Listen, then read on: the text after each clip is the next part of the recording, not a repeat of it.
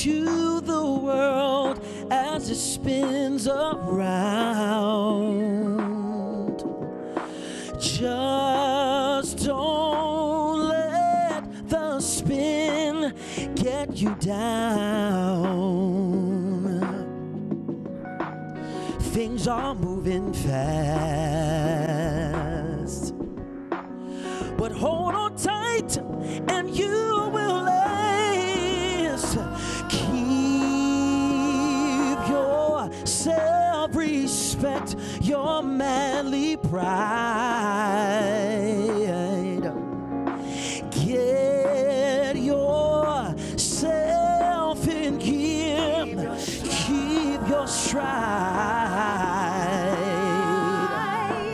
Never mind your fears. Never mind your fears. Better days will still be here. Take it from me, someday we'll all be free. Someday we'll all be free. Wake up, everybody. No more sleeping in bed. Sleeping in bed. Backwards thinking, time for thinking ahead.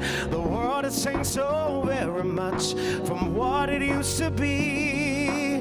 There is so much hatred, war and poverty. Oh, yeah. Wake up all the teachers, time to teach a new way. Teach a new way. Listen to what you have to say, 'cause they're the ones who's coming up, and the world is in their hands. When you teach the children, teach them the very best you can. Oh, The world won't get no better if we just let it be. The world won't get no better. We gotta change it, yeah. Just you and me, together we shall overcome. We shall overcome. Can you sing along with us? We Yeah. shall overcome. Sing along with me. We shall overcome someday, someday. La la la la la la la la. Never mind your fears.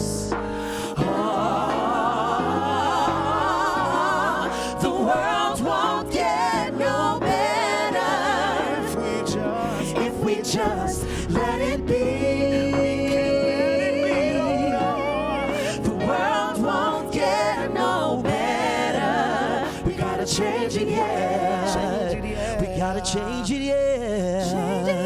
gotta change it, yeah. Change it, yeah. We shall overcome someday.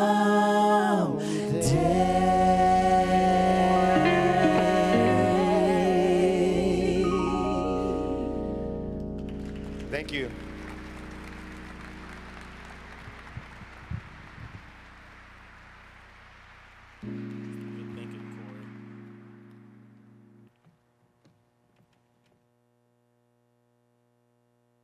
What will go down in history as the greatest demonstration for freedom in the history of our nation.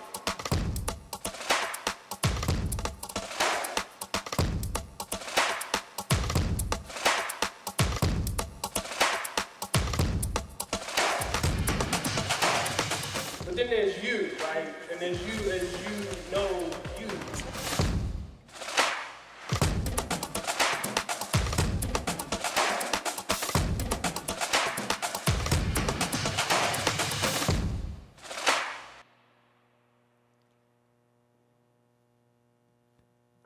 Well, Good evening and welcome to Washington National Cathedral. I am Mariann Budde. I serve as the Bishop of the Episcopal Diocese of Washington, and on behalf of all of us here at Washington National Cathedral, we are so honored to co-host this event with the March on Washington Film Festival, an evening with the author Jonathan Eig discussing his most recent biography, King, A Life, the life of Dr. Martin Luther King Jr. And you know, there is not a preacher in this cathedral that has not stepped into that pulpit mindful of the fact that Dr. King preached the last Sunday sermon of his life here.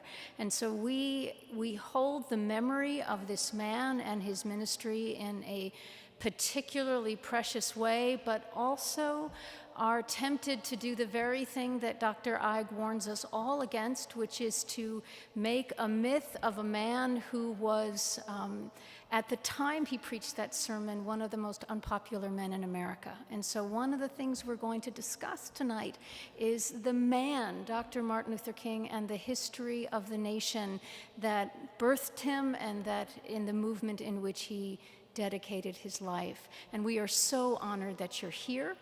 We will have time for questions from the audience here seated in the cathedral, and also from those of you online that you can, there's a QR code in your bulletin that you can use to type in a question, or for those of you online, you can do so using the link on your computers when that time in the evening comes.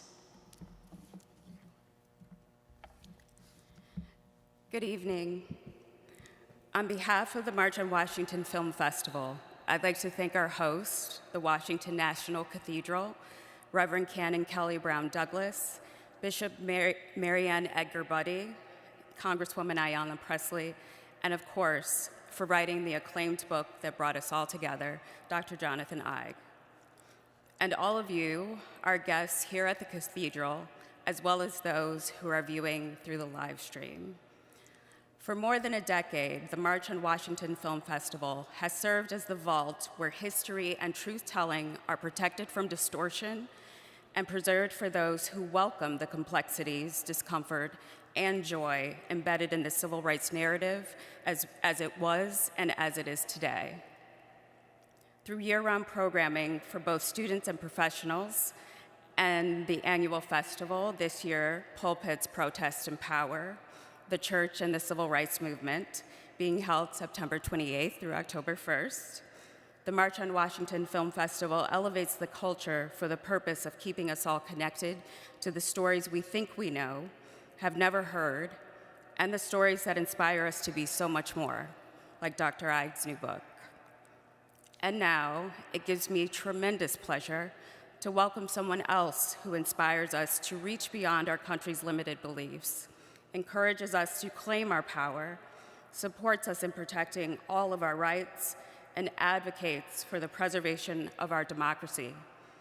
Representing the 7th District of Massachusetts, please join me in welcoming Congresswoman Ayanna Pressley.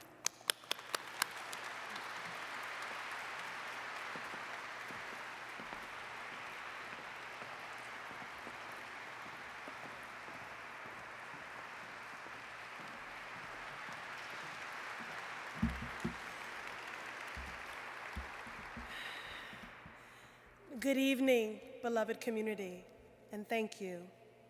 Thank you, Washington National Cathedral. Thank you, March on Washington Film Festival. Thank you, Bishop Budde, Reverend Douglas, and everyone gathered here this evening. It is truly a surreal and humbling honor to stand before you in this sacred cathedral, in this sacred moment, at this critical inflection point in our nation's history. When we reflect on Dr. King and his legacy, we often recall him as a spiritual and moral leader, a scholar and thought leader, and an early architect of the civil rights movement. Often King is singularly characterized as a peaceful protester with a dream. When we know that the whole truth, as Mr. Eig's new book makes plain, is Dr. King was a proud and unapologetic Black man, a prophetic preacher and radical dreamer, with a bold vision and a desire for revolutionary change. I'll underscore that one more time. Dr. King was a proud and unapologetic Black man, a prophetic preacher and radical dreamer with a bold vision and desire for revolutionary change. He was a disruptive movement builder. Disruptive because he sought to upend the legislated status quo and to reverse the hurt and harms of policy violence that have denied Black Americans our full rights and freedoms. His vision was a radical one, considered bold for the times and perhaps bold by many still today. Full inclusion, equity, a redistribution of wealth and resources, and voting rights. In word and in deed, Dr. Martin Luther King Jr. sought to affirm that Black lives matter. 55 years ago, mere days before his assassination, Dr. King stood in this pulpit and spoke of the need to remain awake through a great revolution, to be aware of the challenges still present here and across the globe, to eradicate racial injustice and rid our nation and the world of poverty. And perhaps most importantly, he reminded us that we are one human family, that our freedoms and our destinies are inextricably tied, that what happens to one of us should be the business of all of us. As I revisited Dr. King's words, I was struck but not surprised by how relevant and resonant these words are to this moment we find ourselves in today. Today, we live in a world where poverty, inequality, and racial injustice remain the status quo. The three evils of militarism, racism, and poverty that King worked actively to disrupt are daily more entrenched. I represent the Massachusetts 7th Congressional District, a vibrant, diverse, dynamic district, and also one of the most unequal in our nation. In a 3-mile radius, life expectancy drops by 30 years from Cambridge to predominantly Black Roxbury, where, according to the Federal Reserve of Boston in their Color of Wealth report, the median net worth of a Black Boston family is $8, and that of a white family is nearly $250,000. And when we look at our country as a whole, the racial wealth gap is over $10 trillion. That's trillion with a T. A shameful reality and a damning commentary for the wealthiest nation in our world. You know, much has been said and written about how America, in the wake of George Floyd's murder, underwent a so-called reckoning on racial injustice. I see no evidence of that. As someone who was raised in a storefront church on the south side of Chicago at the knee of my grandfather, Reverend James E. Eccles, and as a student of Reverend Barber, I don't play with words like reckoning. A reckoning is something of biblical, epic proportions, and we are simply not there yet. We have yet to see a response commiserate to the harm that Black folks have experienced for generations. Instead, we live in a world where the legislative and social progress we've made, thanks to Dr. King, Coretta Scott King, and others, are under attack daily. Where after this summer of so-called reckoning, we see the forces of injustice and white supremacy pushing and lashing back and rolling back gains made in civil and human rights. A devastating reminder that gains are not guaranteed. Gains are not guaranteed when inaction, inertia, and insurrection thrive. Gains are not guaranteed when the white moderate is complicit and white supremacy is emboldened. Gains are not guaranteed when today's boycotts are short-lived, faith is shallow, and second-class citizenship is accepted as inevitable. Gains are not guaranteed when we merely are grateful to be at the table, but unwilling to shake it. Although we are not in the midst of a true reckoning, I do believe that we are in the midst of a shift. And my very existence and election are evidence of this. A power shift, one that is being led by a super majority of the most marginalized. You see, it is one thing to celebrate diversity with flag raisings and holidays and parade pins, but it is another thing altogether to be confronted with the prospect of shared power. We are long overdue for some guarantees. Preservation and expansion of the gains made and new gains made real. But I know ultimately we will only see systemic, transformative change for Black folks and all marginalized people when we are advancing policies and budgets that codify the value of Black lives, center our humanity, our dignity, invest in our genius, and promote the promise of equal access, opportunity, and justice. And it is time that we build a truly just and equitable America as Dr. King intended for all God's children. Parents are a child's first teacher. I had two extraordinary ones in my parents. My mother, Sandy, may she rest in peace and power, and my father, Martin, made sure I knew that it was a beautiful thing to be Black and something that I should be proud of. I was told this throughout my formative years. But they also wanted their baby girl to know that she was being born into a struggle. And they had an expectation that I would do my part, play a role in that struggle, in the fight for justice and our collective liberation. At 49 years old, I've learned the work of liberation is a lifelong struggle. And so far as I see it, we are still in the civil rights movement. Now, despite what history books may tell us and the news may report, the civil rights movement did not begin and end with Rosa taking a seat, John crossing a bridge, and Martin leading a march.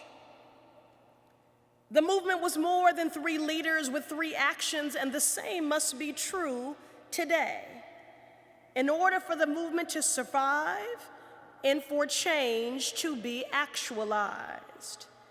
Indeed, change can't wait.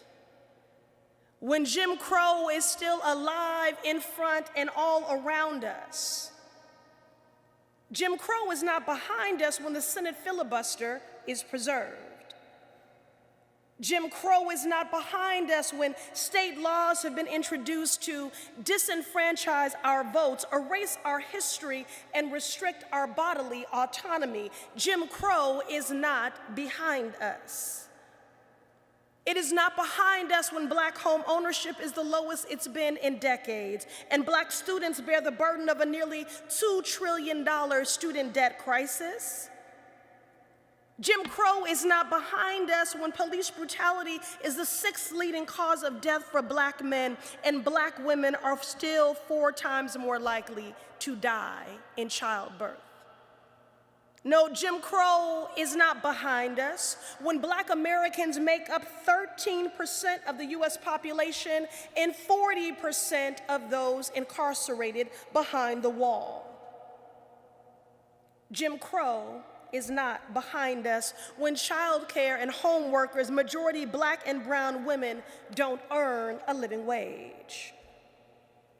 Or when Black women are paid only 63 cents for every dollar paid to white men. Jim Crow is not behind us, and we are still in the civil rights movement. when the George Floyd Justice and Policing Act and John Lewis Voting Rights Act and constitutional gender equality and federal reparations are not yet the law of the land. Jim Crow is still alive in front and all around us.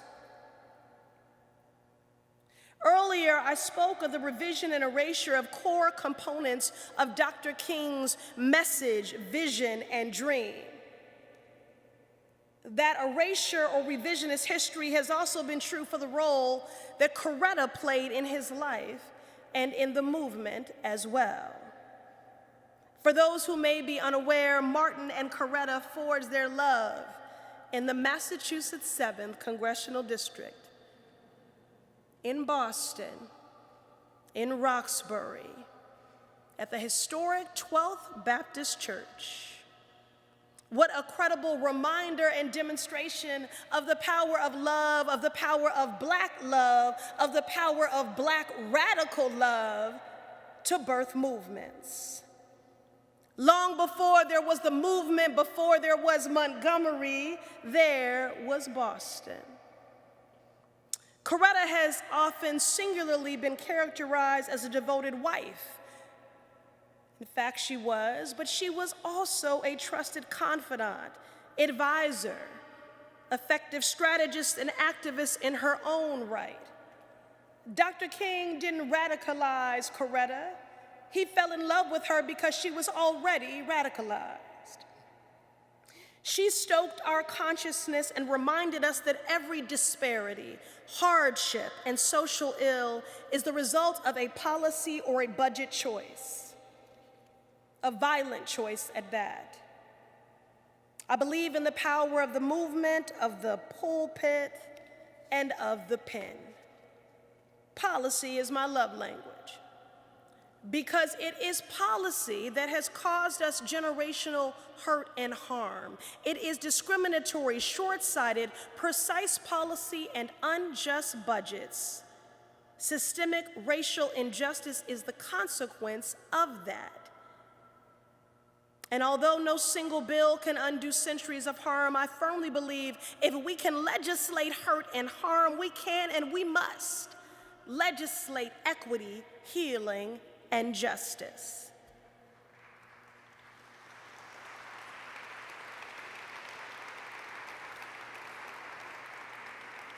In his final sermon, Dr. King inspired us, called us to remain active and engaged during periods of great social change, lest we risk halting the progress our ancestors fought, bled, and died for.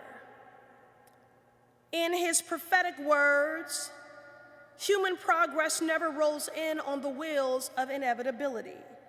It comes through the tireless efforts and the persistent work of dedicated individuals who are willing to be co-workers with God. And without this hard work, time itself becomes an ally of the primitive forces of social stagnation. King was right. It is easy to become dispirited or apathetic. Lord knows I get weary, we all do, given the political landscape and the climate that we find ourselves in. But we haven't the luxury of time because change can't wait. Instead, we must practice the discipline of hope over the ease of cynicism and fortitude over fatalism. Dr. King challenged us to remain awake during the revolution. But not only must we remain awake, we must also remain vigilant and relentless in the pursuit of justice. When I need strength to go forward, I take stock of our past. This weekend, many of us will gather in the community to celebrate Juneteenth, Freedom Day, a truth-telling reminder of our nation's history and founding, and also of what is possible. When my enslaved ancestors began the work of abolition, many considered the goal of freedom an improbable or impossible one. But because of their imaginations and sacrifice, it did happen. Because of them, I am. Because of them, I know anything is possible. Another world is possible. One where we put people over profits, joy over trauma, freedom over fear, a world where healthcare and housing are a human right, and where Black boy joy is a rite of passage, and Black men grow old. I want to live in that world. There is no deficit of resource in our country, only a deficit of imagination, empathy, and political will. In 1968, Dr. King gave us the call to action to remain awake in the midst of a revolution. In 2023, there are dark, draconian forces at work that want to lull us into a permanent sleep state with their false truths, fear-mongering, and hate. They have enlisted accomplices in their extremist agenda in the march towards fascism and authoritarianism. From school committees to city hall and state houses, from the lower courts to the Supreme Court and all the way to the halls of Congress. This is the revolution that we remain in the midst of. Beloved, stay awake, and someday we'll all be free.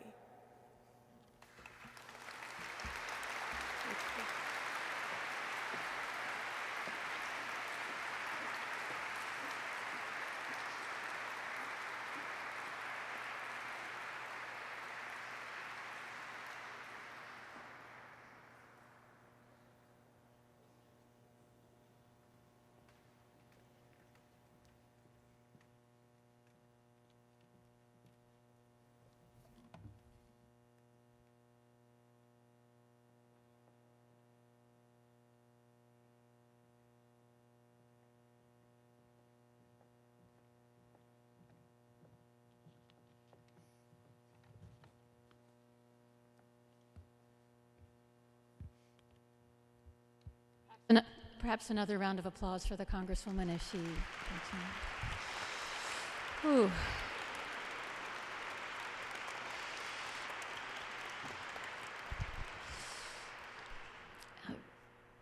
Canon Douglas, Jonathan Eig, welcome to this platform for what I trust will be the second installment of an amazing evening. And Jonathan, I'd like to give you the first word and ask you to read a bit from the prologue of your biography, King, A Life. Thank you, I'd be honored, and I'm honored to be in this place, this great and significant cathedral, as Dr. King called it, with both of you tonight. Before King, the promises contained in the Declaration of Independence and the U.S. Constitution had been hollow. King and the other leaders of the 20th century civil rights movement, along with millions of ordinary protesters, demanded that America live up to its stated ideals. They fought without muskets, without money, and without political power. They built their revolution on Christian love, on nonviolence, and on faith in humankind. This book tells the story of the man who, in a career that spanned a mere 13 years, brought the nation closer than it had ever been to reckoning with the reality of having treated people as property and secondary citizens. That he failed to fully achieve his goal should not diminish his heroism any more than the failure of the original founding fathers diminished theirs. To help readers better understand King's struggle, this book seeks to recover the real man from the gray mist of hagiography. In the process of canonizing King, we've defanged him, replacing his complicated politics with philosophy and catchphrases that suit one ideology or another. We've heard the recording of his I Have a Dream speech so many times we don't really hear it anymore. We no longer register its cry for America to recognize the unspeakable horrors of police brutality, or its petition for economic reparations. We don't appreciate that King was making demands, not wishes. In a sense, we've come to our nation's capital to cash a check, he said that summer day in 1963, as he stood at the foot of Abraham Lincoln's statue. We've mistaken King's nonviolence for passivity. We've forgotten that his approach was more aggressive than anything the country had seen, that he used peaceful protest as a lever to force those in power to give up many of the privileges they'd hoarded. We've failed to recall that King was one of the most brutally divisive figures in American history, attacked not only by segregationists in the South, but also by his own government, by more militant black activists, and by white Northern liberals. He was deliberately mischaracterized in his lifetime, and he remains so today. King was a man, not a saint, not a symbol. He chewed his fingernails. He shouted at the TV during quiz shows. He hid his cigarettes from his children. He had a little white dog named Topsy. He bore a scar on his chest where, in 1958, surgeons extricated an ivory-handled letter opener lodged beside his aorta. He had skin so sensitive he couldn't use a razor. He slept poorly but napped well. He ran chronically late for meetings. As an adolescent, he twice attempted suicide, although perhaps half-heartedly. As an adult, he was hospitalized repeatedly for what he called exhaustion and others described as depression. He possessed a wicked sense of humor, improved by the knowledge that certain jokes were funnier coming from a Baptist minister. He depended on his wife, Coretta, in ways few people understood at the time. He also cheated on her continually, even when he knew the FBI was tapping his phones and bugging his hotel rooms, trying to destroy his marriage and reputation. He maintained one intimate relationship for so long that friends referred to the woman as his second wife. He was a man who announced at an early age that God had called him to act.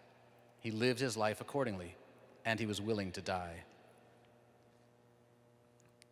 This book represents an attempt to observe King's life as it was lived, and through that life to better understand his times and our own. The portrait that emerges here may trouble some people, but those closest to King saw his flaws all along and understood that his power grew from his ability to grapple with contradiction, to wrestle with doubt, just as his biblical heroes did. Great men have not been boasters and buffoons, wrote Emerson, but perceivers of the terror of life and have manned themselves to face it. King faced it and challenged his followers to face it too. He asked his supporters to love Birmingham lawman Bull Connor, FBI Director J. Edgar Hoover, and others who enforced the laws and customs of white supremacy. King understood that President Lyndon B. Johnson could be one of his greatest allies and one of his most dangerous enemies. He pushed white liberals to confront their own racist behaviors, even as it cost him their support. King felt despair. He felt misunderstood. But when pressure against him grew and he might have backed down, he stepped up, time after time, despite the obvious risk. He warned that materialism undermined our moral values, that nationalism threatened to crush all hope of universal brotherhood, that militarism bred cynicism and distrust. He saw a moral rot at the core of American life and worried that racism had blinded many of us to it. He called himself a victim of deferred dreams, of blasted hope. He also insisted that we must never lose infinite hope. He never did.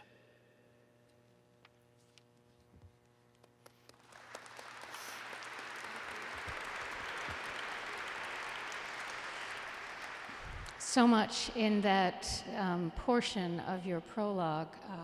You also describe in that prologue the reasons why you felt that the world needed a biography of King now. And I wonder if you might briefly describe how you came to that conclusion and what was the inspiration for you to take on this monumental task. Thank you. It happened fairly organically. It started here in Washington, actually, one day when I was having breakfast with Dick Gregory while I was working on my biography of Muhammad Ali, and Dick Gregory made a comment. He talked a little bit about King because he knew him so well, and I began to become curious.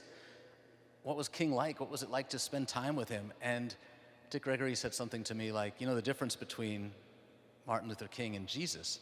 And he paused, and I was waiting to see if it was a joke or riddle of some kind. And he said, well, we have video of Martin Luther King. We have audio tape. He was real.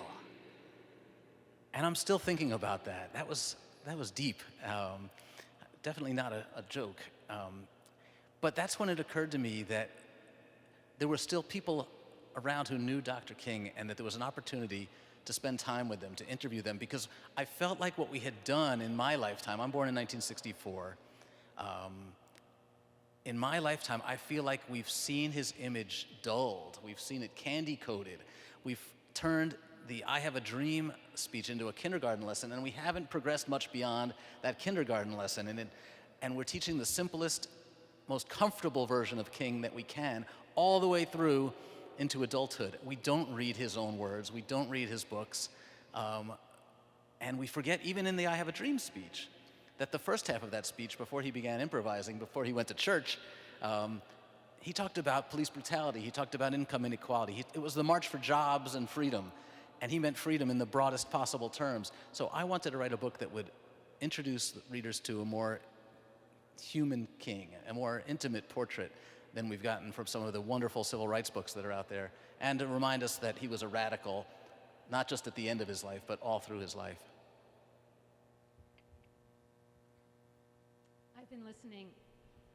I've been listening to a number of your interviews and podcasts around the country, and one of the things that I would love for you to reflect on is often when you're asked what kept him going, what motivated him, you speak of his faith.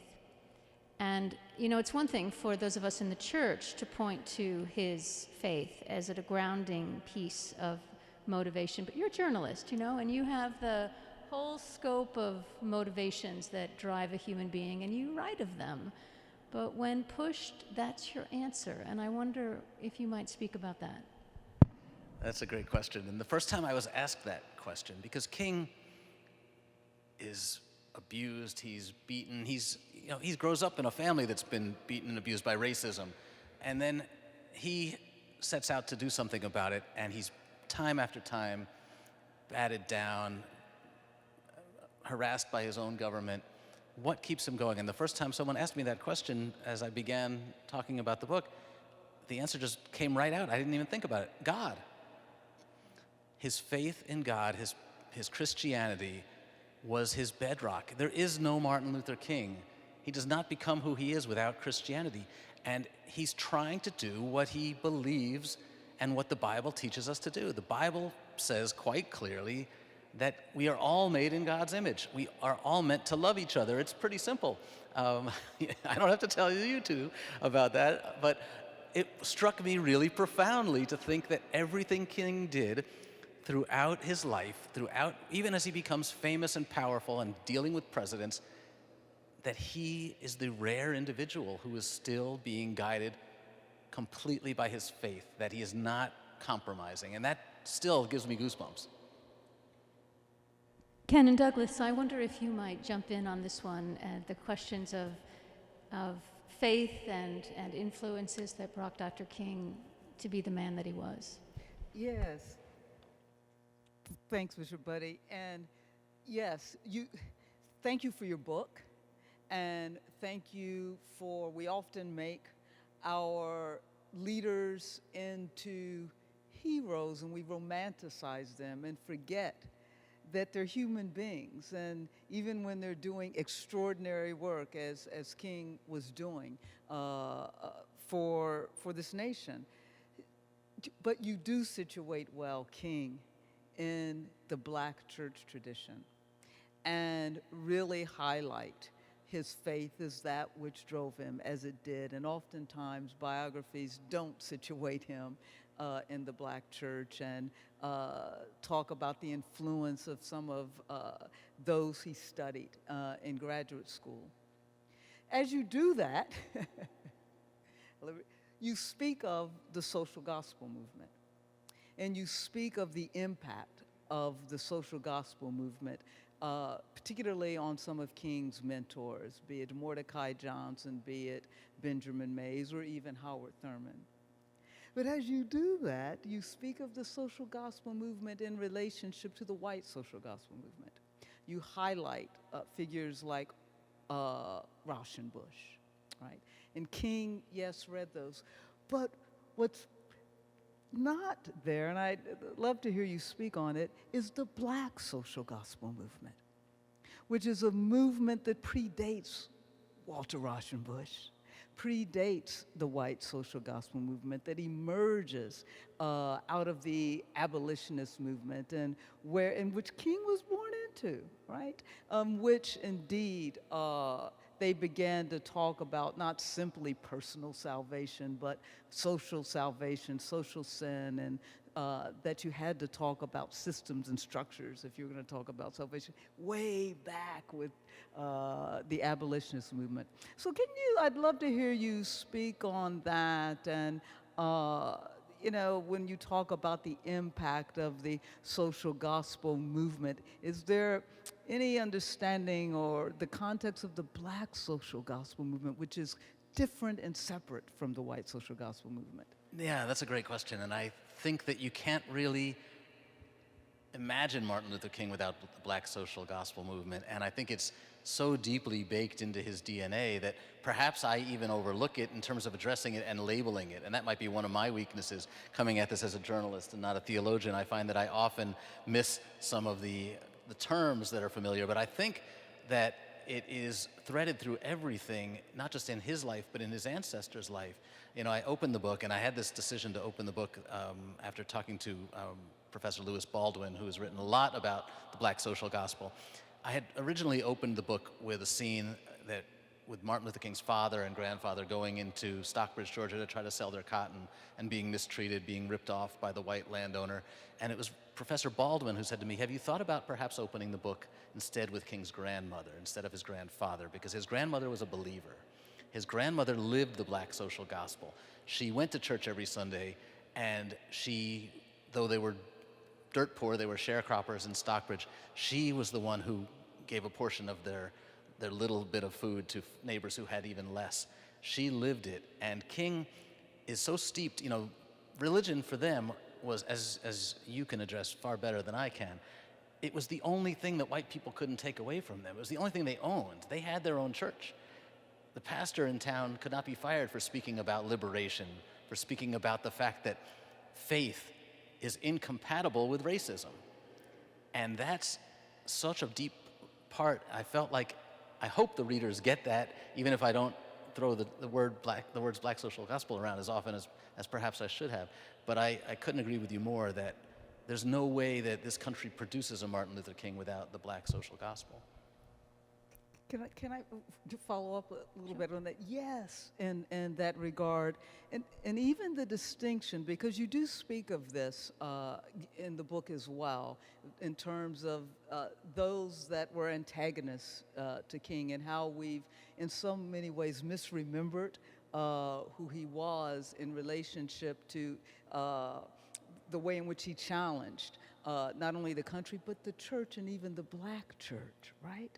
Because it was one thing for the Black church, as it is historically done, to speak about the liberation and freedom and racism, and that is a sin. It's another thing then to be engaged in a social movement for racial justice. So that there is the tradition of always speaking against and always naming racism as a sin. But then there's the Black social gospel movement, which a J.H. Jackson, as you speak of, the National Bank, and others did not support and did not support King. And it was a minority in the Black church. It was a minority Black social gospel movement historically that King emerged out of, that Mordecai Johnson and those that you name emerged out of. So again, could you even say more about King, and not only in relationship to the white church, but the Black church and wider society, and that King was really out there, not on an island, but he was this prophetic voice, even pushing his own tradition. Yeah, we forget that he was pushing even his father. His father signed the Ebenezer Baptist Choir up to perform, to dress in the clothes of enslaved people and to sing at the premiere of Gone with the Wind in Atlanta. His father was heavily criticized by other Atlanta preachers for that. And young Martin Luther King at age 10 is sitting in the front row, dressed in these rags, singing along. But even when King goes to Montgomery and begins the bus boycott, his father is saying, don't do it, it's too dangerous. When he goes to Birmingham, the leading black preachers don't show up at the airport to greet him. They're nervous. They're not sure they want to go down this path with him. And the same thing happens when he goes to Chicago in 1966. He cannot really rally the support of the entire black community. One of King's great powers is that he's able to reconcile. He's able to get people who are not necessarily aligned with him to rethink their positions, including a lot of white liberals in the North who are conducting their own racist behavior, their own segregated communities, but King forces them to rethink things. And even some white segregationists, when he calls on the Bible, when he calls on the Constitution, when he talks about how black people can lead us toward a better understanding of both the Bible and the Constitution, it has an ability to reach beyond his core group of followers, but he's deeply frustrated, as the letter from Birmingham jail illustrates, he's deeply frustrated that even faith leaders are afraid to take that risk and go as far as he wants them to go. One of the truly revelatory parts of reading your book, Jonathan, is what I experienced as kind of an almost a pattern or an arc of the pivotal events in King's life, and how he had the ability to bring things, or he found himself in these crucible moments, or placed himself in them, bringing about some of the changes that we still point to as the hallmarks of that era, and then what he experienced afterwards, both emotionally and in terms of what we might call even a backlash. And I wonder if you might pick one of those moments and just walk us through, whichever one you want, Montgomery, Birmingham, pick one, and just describe the arc, kind of from beginning to end in broad terms, how that was for him, the man, as he was going through that. Yeah, if you don't mind, I'd like to do two. The first one is Montgomery. He's 26 years old. He's been in town for about a year. He's taken over this new church, and it's considered a fairly conservative church. He's not throwing himself into the firestorm of protest. Birmingham is already a cauldron. There's already a lot of unrest about racism and segregation. But King doesn't think he's getting involved in any of that when he takes this job. And in fact, he turns down several offers to become involved in protests because he's busy raising a family, he's got a new baby, he's still getting used to his congregation. And when the Montgomery bus boycott begins, when Rosa Parks refuses to get up and the community calls a meeting to decide what to do, and they're really not sure what they're going to do, King is asked to become the spokesman, to give the keynote address that night. Why? It's not because he's the most famous or even the most powerful preacher in town. It's because he's new and nobody really has a gripe with him yet. And he has a reputation for being a pretty good speaker. So he has 20 minutes to prepare for his speech that night. He goes home, rushes home, tells Coretta, I don't know what I just agreed to do, but I've got 20 minutes to write the biggest speech of my life. He goes back to his little study in their parsonage, and he has a panic attack. Literally has a panic attack, can't breathe. Somehow he clears his head, he has 10 minutes now, he jots some notes, rushes to the church, Holt Street Baptist Church, which is the biggest church in town, and there's thousands of people cramming the church, spilling out onto the street. King can't even get his car near the church because the streets are mobbed, and people are setting up loudspeakers outside the church so the people who can't get in can hear what he has to say. And he goes and he says, God speaks for him. And he stands there and says, he begins kind of flatly, he says, we're here tonight for serious business. But we're here tonight to show that the black people of America may be able to lead us toward fulfilling what the Constitution has long promised but failed to deliver. We may be able to show not just the people of Montgomery, but the people of the world, that God tells us that we are all equal, and that if we are wrong in that, then the Bible is wrong. If we are wrong, the Constitution is wrong. If we are wrong, the Supreme Court of the United States is wrong. And you can hear the crowd, because we have a recording of this. Coretta at the last minute said, take a tape recorder. She had to stay home with the baby. And we can talk later about Coretta's many sacrifices. But in that moment, King finds his voice. He finds this message, and it connects directly to the black social gospel. This idea that racism is systemic and it is incompatible with our beliefs in all religions, all faiths. And he becomes, almost overnight, a star. The world wants to hear from him. The media begins descending. And he finds that he has this ability to speak to audiences far beyond his church. And this is the moment when he is thrust into leadership without ever wanting it.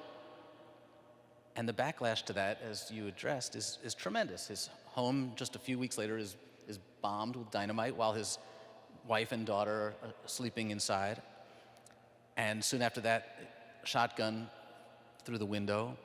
Daddy King, his father, comes and says, "You got to get out of here, you're leaving." And he says, "No, I'm staying." And in that moment, King accepts this mantle of leadership that he will carry with him for the rest of his life. But there's always a backlash, because the next movement, he's deemed a failure, it's not working anymore. And the second moment that I want to just briefly address is his most iconic moment, the March on Washington. Because this is the moment that I think King comes closest to really fulfilling his vision, fulfilling his prophecy that we can unite. People see on television this image of black and white people literally holding hands and singing in harmony. And they walk away from that moment believing that America might finally be ready to turn a corner, to leave the racism behind us, to become a better society, to really embrace equal justice for all. And 3 days after that moment, the FBI produces a memo that says, Martin Luther King must be marked as the most dangerous man in America. So that's your backlash. That's the white supremacy, the status quo must be preserved, and that's what King faced all his life. And I just want to add a couple of other pieces to that. Just broke my heart every time I think of it. First of all, the collateral damage after Montgomery, when the desegregation orders were in fact granted. But then you describe what happens to the city of Montgomery when the white power structure just basically decides to strike back, right? And even maybe more poignantly after the March on Washington with the bombing of the church in Birmingham, right, which was like just a couple weeks later, That's right? The 16th Street Church so, I mean, I think in Birmingham is so bombed. would you just reflect on that? There's the sense of like what, there's an accomplishment, there's a victory, and then there's this massive wave of violence or of, as you described, resistance. Yeah, almost every time. And in Montgomery, after the bus boycott was so successful, the leaders decided that the next move would be to try to integrate the city parks. Right. And what did the city of Montgomery do? They shut down all the parks. They sold off all the zoo animals. They walled off Central Park, which was designed by Frederick Law Olmsted, this jewel of the city, so that black people couldn't walk through it, couldn't visit it. They shut it down entirely. White people wouldn't have access to it either. They would rather have no parks than grant these protesters, than grant the black community the same access that the white people had. And then you see the same thing happen all over the country after Brown versus Board of Education. You see school districts shutting down in some cases rather than admit. So the backlash to any advancement that, not just King, but this is throughout all of American history. Anytime, look at Reconstruction. Anytime you see progress, there's a reaction to that progress because the status quo must be maintained. So something to be expected, something to be expected and factored in.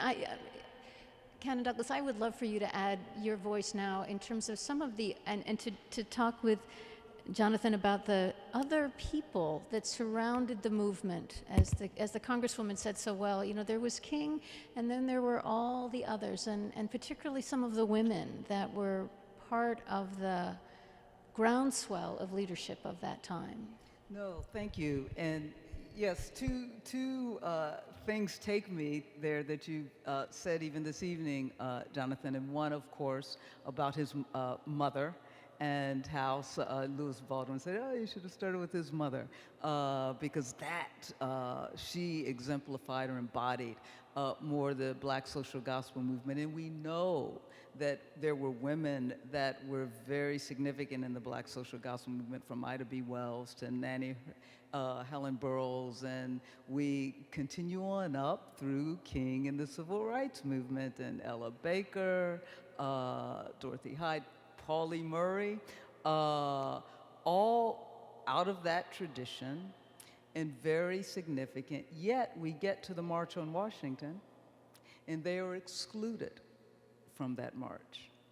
And they protest their exclusion from that march. And, you know, they concede to let Rosa Parks sit on the dais or at the platform, and Marian Anderson, I think, sings.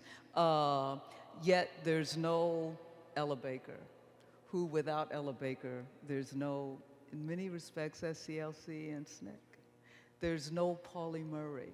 Without Pauli Murray, there's no Brown v. Board of the Education. There's no Dorothy Hyatt, who writes both King and A. Philip Randolph about women's exclusion. Can you speak a little bit about this? King can talk about the image of God in all of us and all of humanity, but he's pretty bad on sexism. Yeah, he's pretty bad. And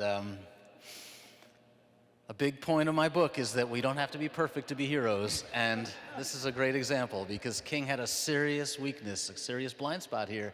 Some of it is a product of his times, and Ella Baker said the big problem with the SCLC was that they were all Black Baptist preachers, and they were raised in this community, in this society, at a time when women had no positions of power, were not given any responsibilities, and King unfortunately exemplified that. And he had so many opportunities, because Ella Baker, you know, really bailed him out many times. Dorothy Cotton, he absolutely respected. His wife, Coretta Scott King, is one of the great heroes in American history. She was a greater activist, more experienced activist than he was when they met. And I think that's a big part of what attracted him to her. And yet he was not able to turn the corner and embrace the opportunities that she offered, to embrace the asset that she was and all that she could have done for the movement, because he expected her to be a pastor's wife and to stay home. And we see that time and again. You know, King responded to that letter when asked why there were no women, and basically said, because that's the way it is. He was not prepared to make any changes. Yet what's interesting in this regard is that King, you know, we can talk about it as an aspect of the times, and we can talk about it as a part of a Black Baptist male culture, as Ella Baker does, but she also just spoke about, you know, sort of King's sense of self and the leadership model, rightly or wrongly, and people critique Ella Baker even for that.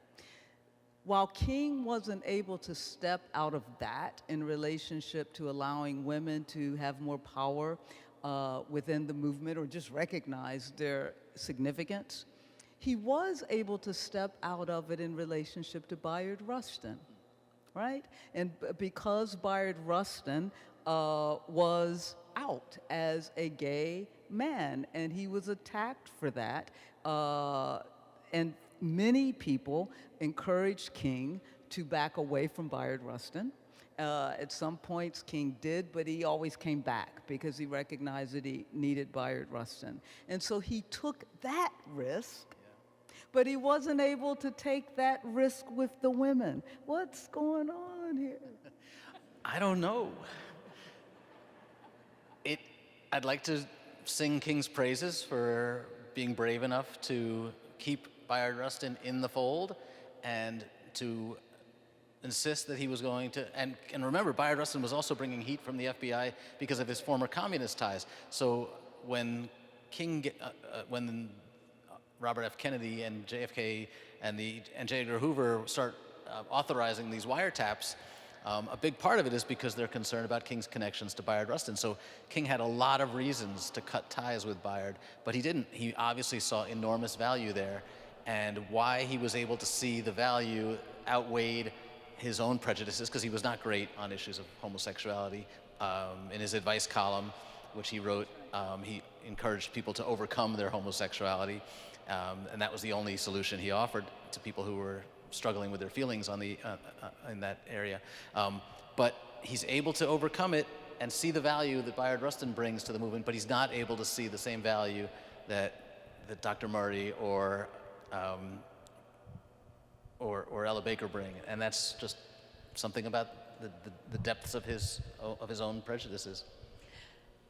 Let's move to the latter part of his life and reflect with us about some of the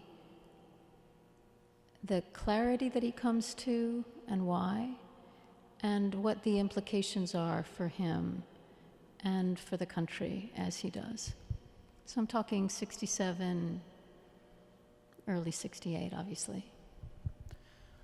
We have a tendency to say that King became more radical in the last years of his life. I don't think it's true, really, and I'd be curious to see if you agree. I think that radical Christianity was there all along, and I think it guided everything he did, but I think he was so focused on the immediate task of integration in those early years that he didn't have much chance or much air even to speak about other issues. But as he goes along, and I think Coretta plays a big part in this, you know, when he wins the Nobel Prize, another instance where there's a backlash, by the way, because that so infuriates J. Edgar Hoover that he doubles down on the surveillance and really begins trying much more aggressively to destroy King. But after King wins the Nobel Prize, it's Coretta who says, we, not you, we have a greater responsibility than ever to think beyond integration and to look at issues of income inequality, hunger,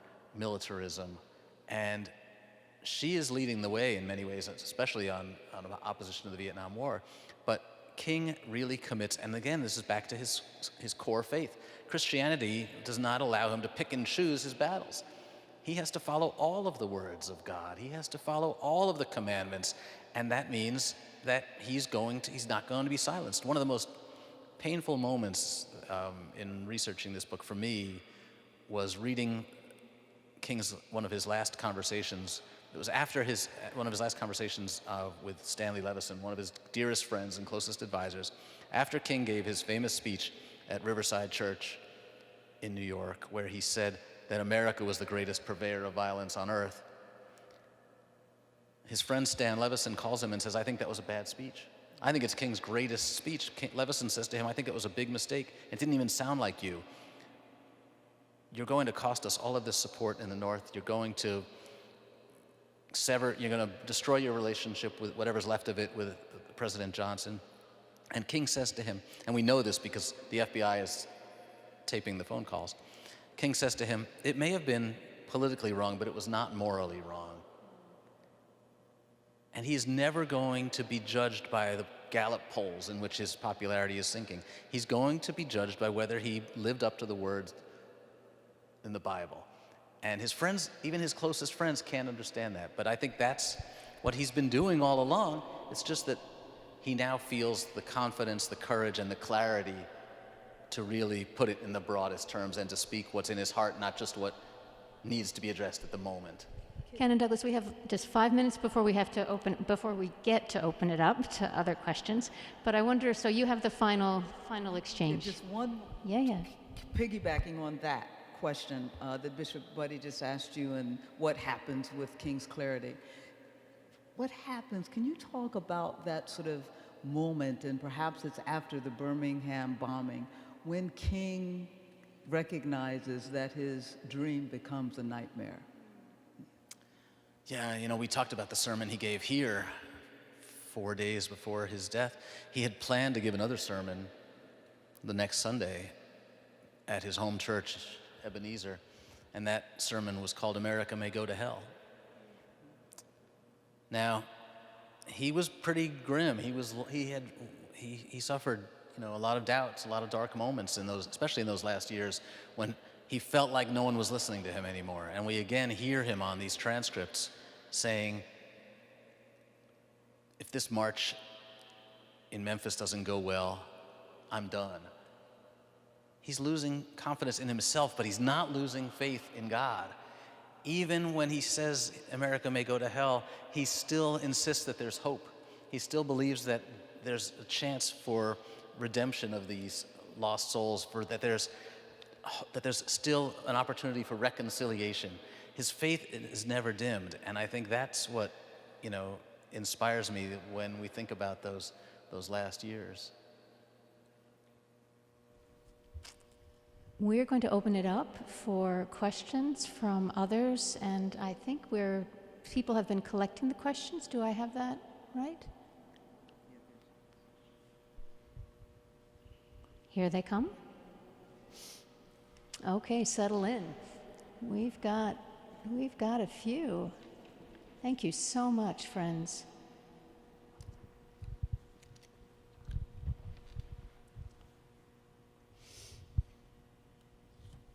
Okay, a number of questions about the implications of the FBI documents around King. The biggest surprise in the trove of documents released by the FBI, and what you think the implication of the remaining FBI documents around King will be when they are declassified. Well, let me say, first of all, that for the last 3-4 years, we've been getting dumps of new documents from the FBI, and what they mostly reveal is the intensity of the FBI's campaign against King. They don't reveal anything new that we didn't already know in terms of King's personal conduct. I also, in addition to those FBI documents, I was one of the first, maybe the first, to see the papers that LBJ's secretary was keeping in a safe that was sent directly from J. Edgar Hoover to LBJ. So what we didn't know was that in addition to the FBI wiretaps, there was a steady stream of information directly from the director of the FBI to the President of the United States, sometimes 2 or 3 memos a week, specifically about King's conduct, and really heightened when King began speaking out against the Vietnam War. This became an obsession, not just for J. Edgar Hoover, but for the President. And what that tells me is that the campaign against King was not just one driven by the racism of J. Edgar Hoover, which we should not diminish, but we should also acknowledge that that the President was encouraging this conduct, that he was specifically encouraging the FBI to release the information to the media, and that the media, while they refrained from printing the salacious stories about King's personal life, they did not print the bigger story, which they could have printed, about the FBI's surveillance of a private citizen. So to me, the big takeaway from the FBI documents is not so much what King was doing.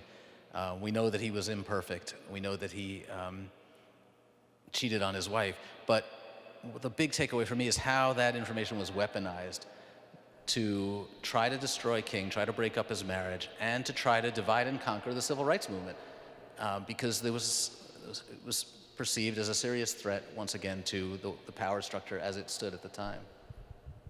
I think you mentioned in your book as well, there was no protection for King, right? There was there wasn't any effort by the FBI to protect him from others that might seek to do him harm. So another implication of that cost. Much has been made of your finding that Martin Luther King did not state that Malcolm X has done himself and our people a great disservice. So does it follow then that Malcolm X and Martin Luther King were more in concert with their beliefs than was perceived at the time? No question about that. I think James Baldwin wrote that they were fairly indistinguishable in their philosophies by the times of their deaths. And we find that it's the white media. Now, that's not to excuse Malcolm X entirely, because Malcolm X, throughout much of his career, enjoyed tweaking and poking at Martin Luther King. It was to his benefit to try to establish Martin Luther King as the safe option. I'm the dangerous option. You know, it raised his status in many ways. But when push came to shove, and as Malcolm X left the Nation of Islam and became more interested in politics as a tool for solutions and began embracing the opportunity of working with white people, he recognized that he and King had similarities, had things in common, and might work together. In fact, Malcolm X went to Selma in an attempt to meet Martin Luther King, and found when he got there that King was in jail, but spoke to Coretta Scott King and said, "Tell Dr. King that I know what I'm doing, that I'm hoping I can draw some fire and that people might be more inclined to listen to him.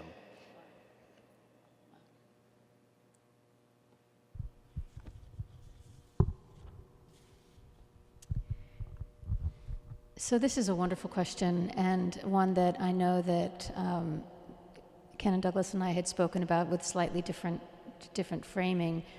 But this one says, what are the top three, we can give us four if you want, from King and his life that we can take with us to continue this work?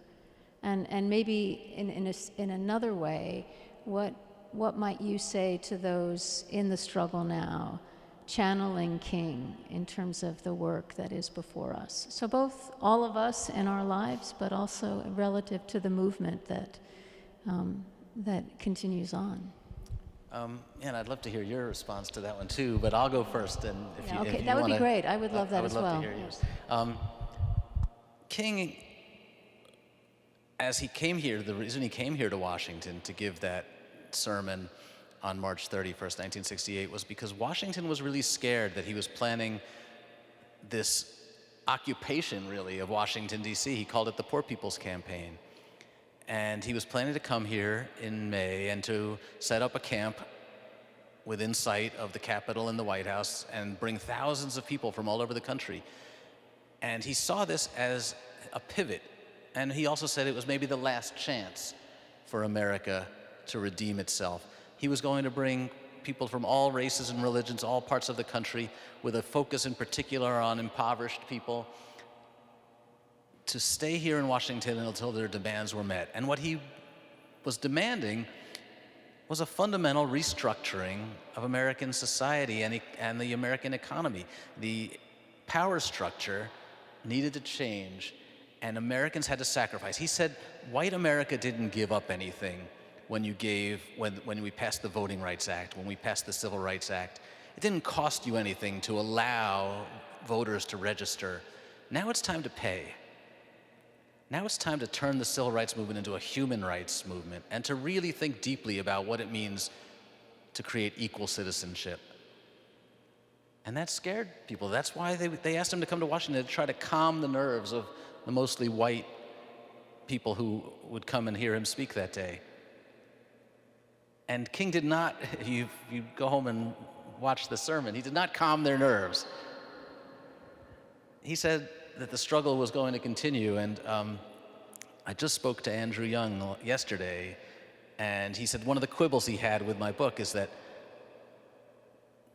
many people felt like King was losing his way in those last years. And he said King was never going to lose his way. He was going to maintain the same way, that he was going to become more political, he was going to become more radical, he was going to continue on the path, and that had he lived, there's no question that he would have continued the fight.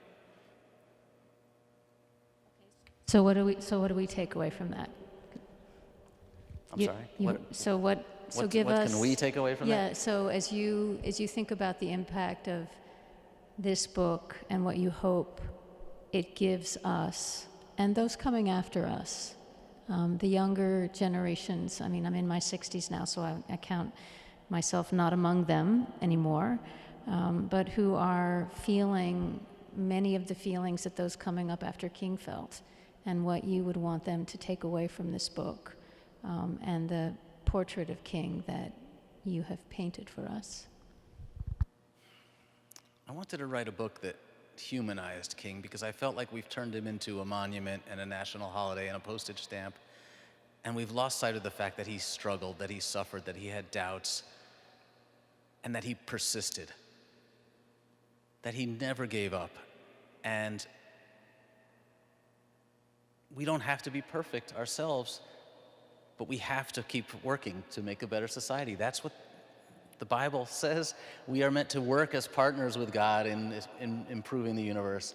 And that we can all do. We don't have to be perfect to do it. And I think, and one of the things I've loved about the response to the book so far, I was worried that people would be upset that King comes off as less than perfect in this book, but I think it can only inspire us more to follow in his path if we see that it's a path fraught with doubt and frustration, but also with hope.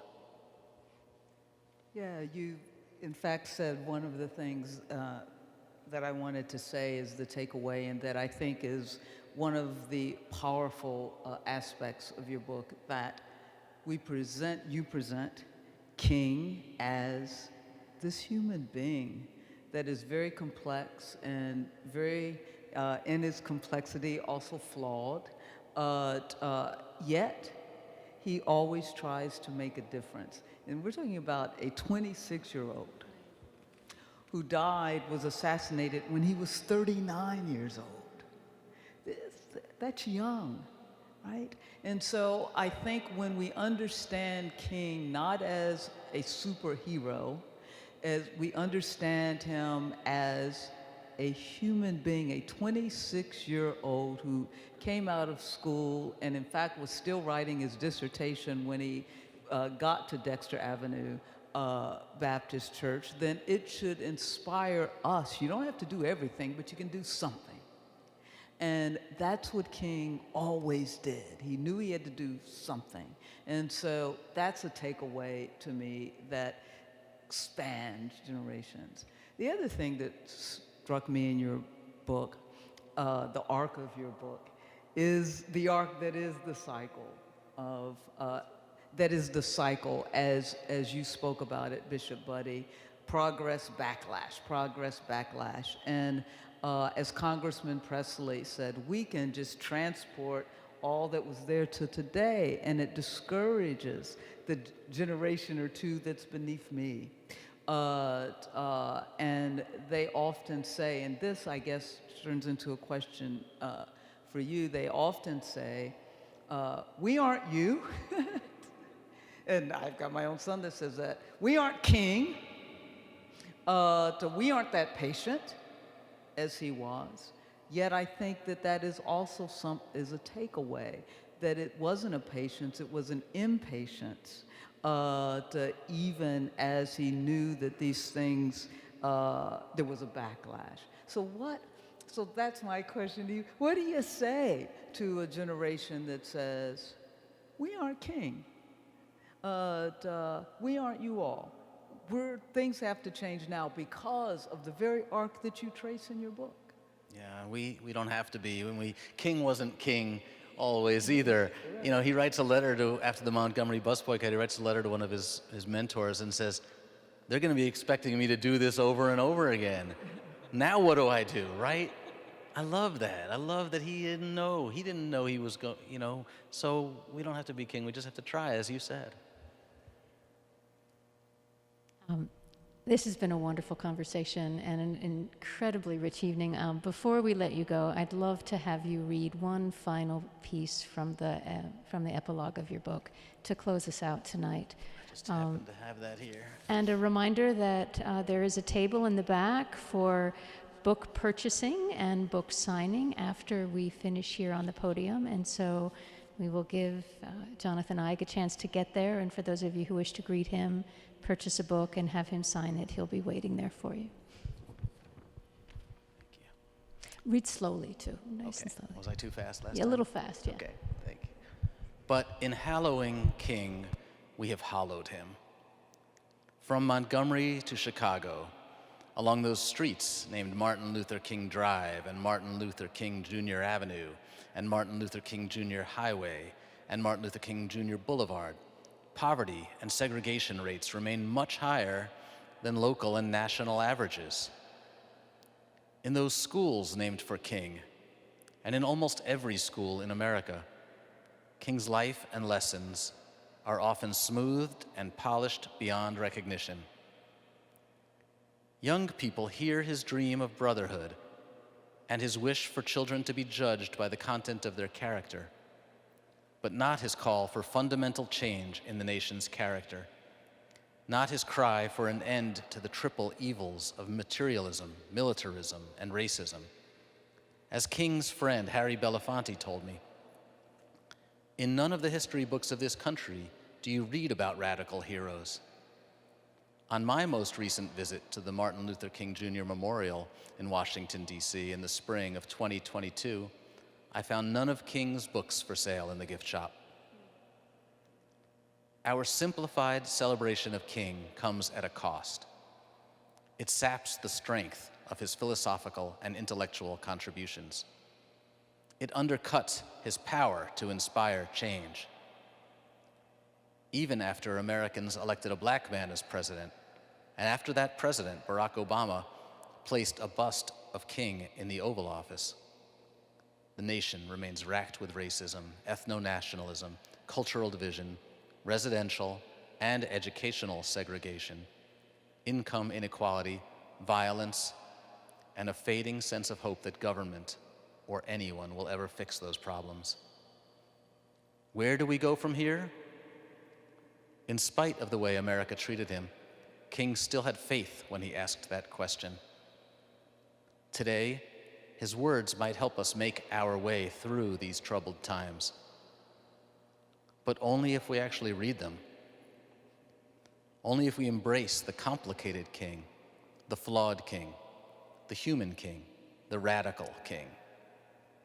Only if we see and hear him clearly again, as America saw and heard him once before. Our very survival, he wrote, depends on our ability to stay awake, to adjust to new ideas, to remain vigilant, and to face the challenge of change. Amen.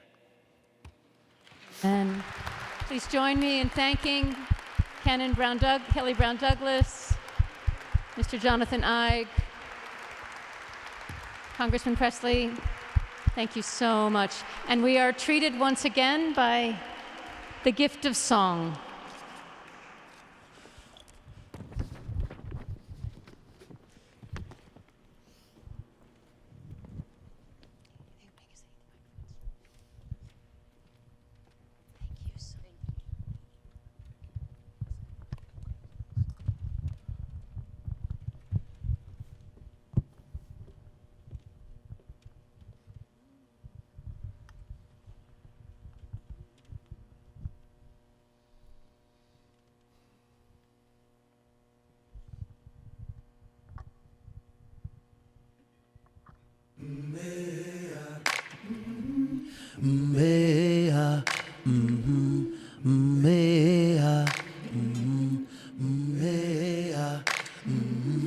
I've been walking with my face turned to the sun. Weight on my shoulder, a bullet in my gun.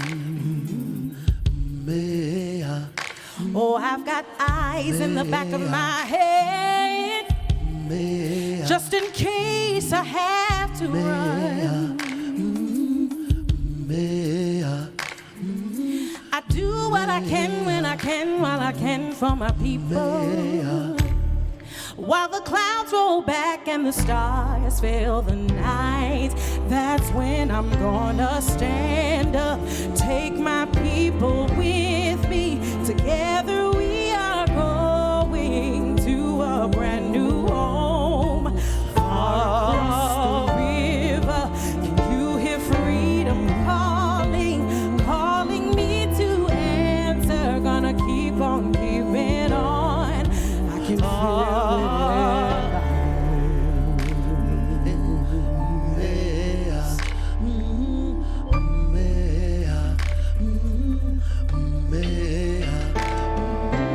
Early in the morning,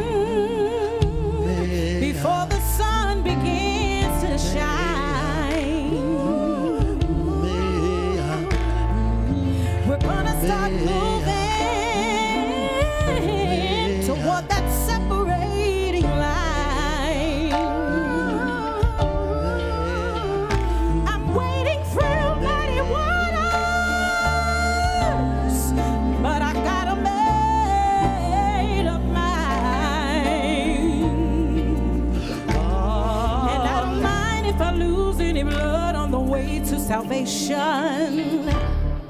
And I'll fight with the strength that I've got until I die. So I'm gonna stand up, take my people with me. Together we are going to a brand new home.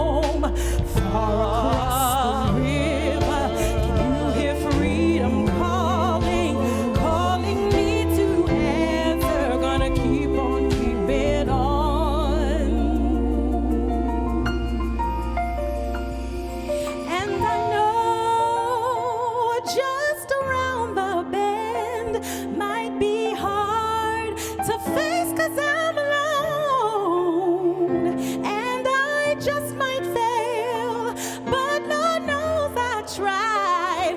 Sure as stars fill up the sky. Stand up, take my people with me. Together we are going to a brand new home. Far across the river, can you hear freedom calling? Calling me to answer. Gonna keep on keeping on. I'm gonna stand up, take my people with me.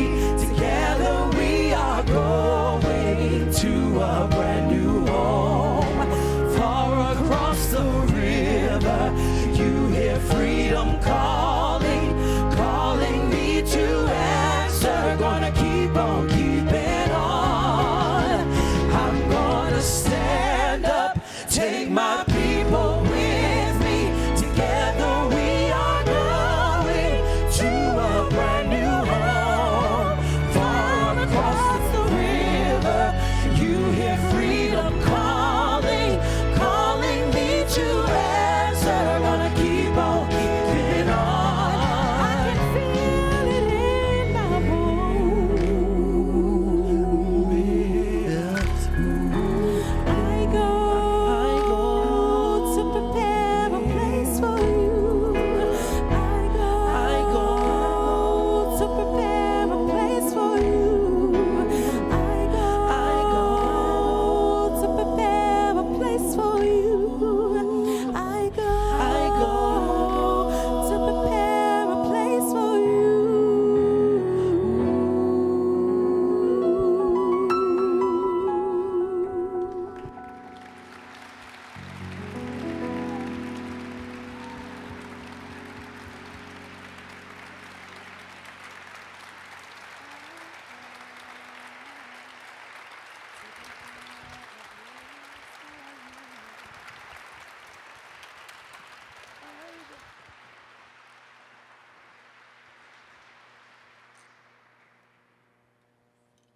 Mhm.